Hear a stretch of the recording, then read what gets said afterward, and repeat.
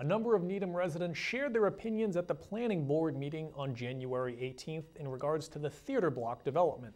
This includes 916 through 932 Great Plain Ave and 36 through 58 Dedham Ave.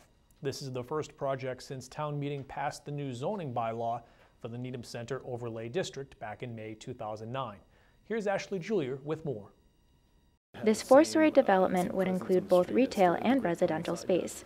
The Mackin Group presented changes to their plan, which would decrease the number of units from 28 to 25. However, the project still does not meet parking requirements.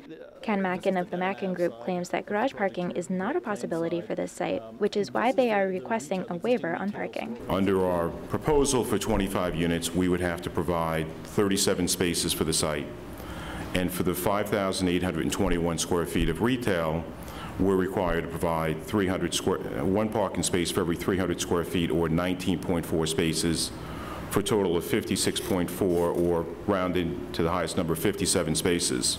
Because of the geometry of the lot and the fact that we have a shared common driveway, the ramping would have to be deep into the lot, and it's not possible to have more than 34 parking spaces on the site. Several residents came to the public hearing to share their concerns over the height of the development, but most of all, the shortage of parking. The concept of building, I think it's great if it's scaled down to the proper size. And as far as, and if they have their own adequate parking without asking the town for a waiver. It's my opinion that this all comes down to cash. Okay, the developer is trying to earn a certain return on this project, and he can't get it if he has to build his garage or if he has to build underground parking. And that's the real motivator for why the parking is not being built. It's irresponsible to the entire town of Needham, to the residents, and to the existing businesses. Not all residents are worried about the lack of parking spaces, however. In fact, some see it as a benefit to the town.